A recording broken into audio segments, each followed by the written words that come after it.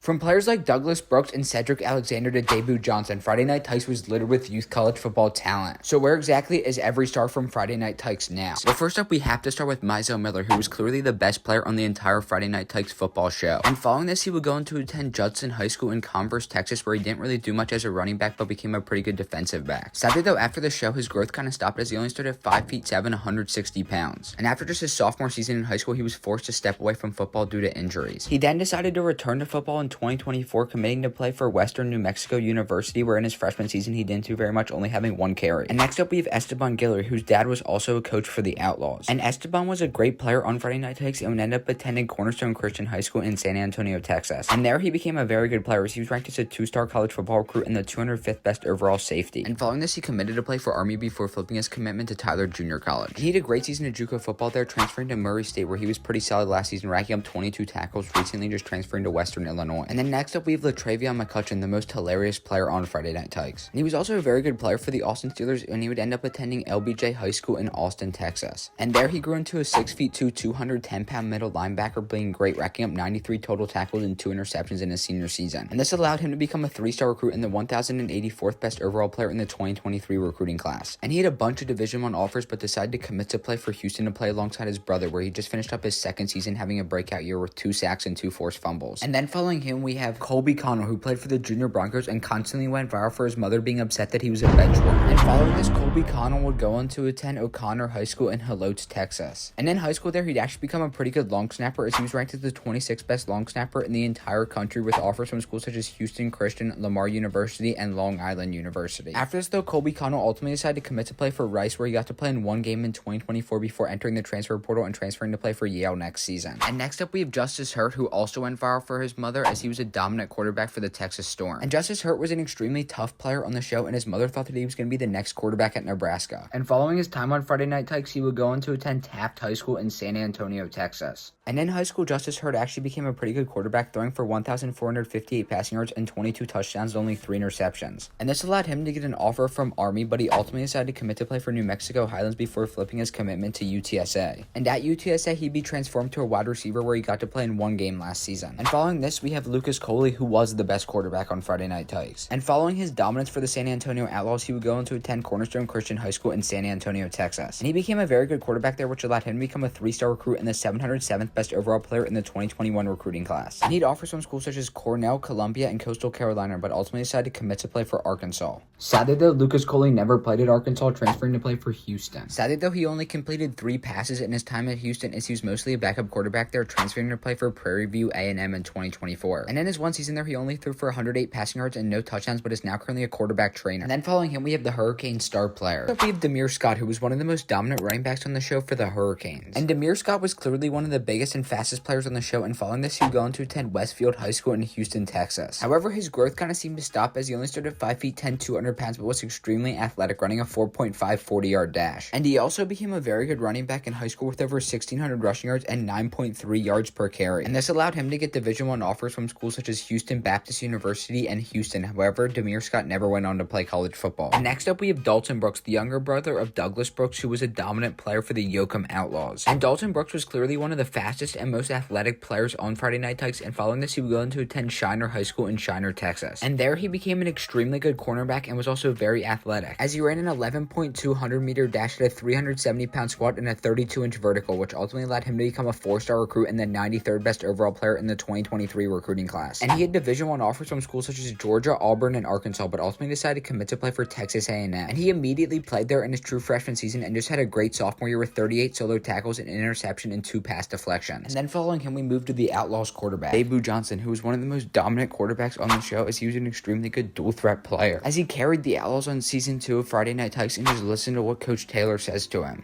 You gotta put something in your head to make it click to say, man, I'm gonna put the team on my back.